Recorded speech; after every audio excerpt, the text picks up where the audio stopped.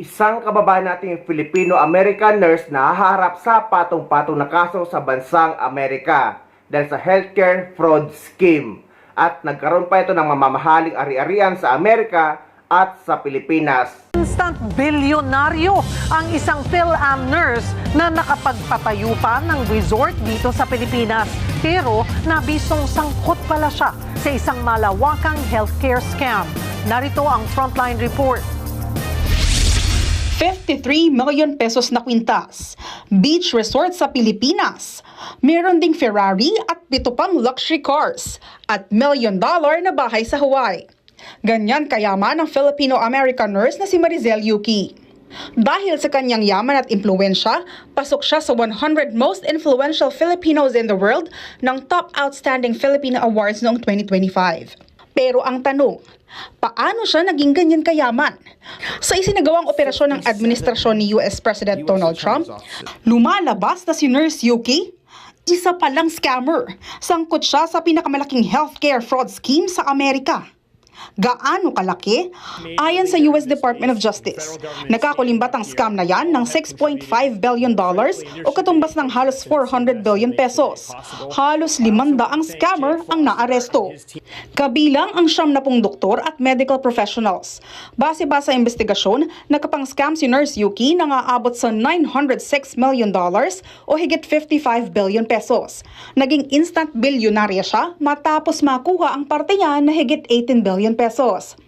Ang modus, yung mga Medicare beneficiaries na malala ang kondisyon ay inaalok ng mga procedure na di naman kailangan.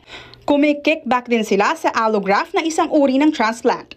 No comment pa dyan ang kampo ng PhilAm na nurse. Nahaharap sa patong-patong na kaso sa Estados Unidos ang kilalang PhilAm nurse practitioner matapos masangkot bilang mastermind sa halos $1 billion healthcare fraud scheme. Ang detalye sa agenda report ni US correspondent Cheryl Picho. Ayon sa US authorities, mahigit na 6.5 billion na umano'y fraudulent Medicare at Medicaid claims ang natuklasan sa malawakang operasyon laban sa healthcare fraud. Since June 8th, we've charged 455 defendants across 56, like I said a minute ago, U.S. attorneys' offices, and 45 U.S. states and territories. Kabilang sa mga kinasuhan ang Filipino-American nurse practitioner na si Marizel Cambry Yuki na ayon sa mga prosecutor ay may-ari umano ng Wound Medic sa Pearland, Texas. Ayon sa indictment, si Yuki umano ang nasa likod ng isang healthcare fraud scheme na tumarget sa mga Medicare beneficiary kabilang ang mga hospice patient. Sinasabing umabot sa $906 million ang umano'y fraudulent Medicare at TRICARE claims habang halos $297 million naman ang naibayad ng federal healthcare programs.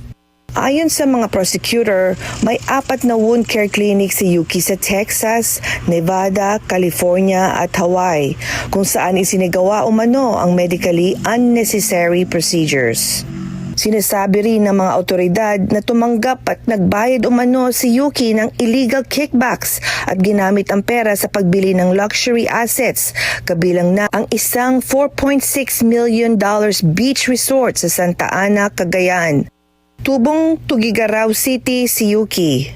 Pumunta ang aming team sa klinika sa Pearland para kunin ang panig ni Yuki. Para ng security ang aming team sa entrance ng building dahil hindi naman po tayo kliyente na may scheduled appointment.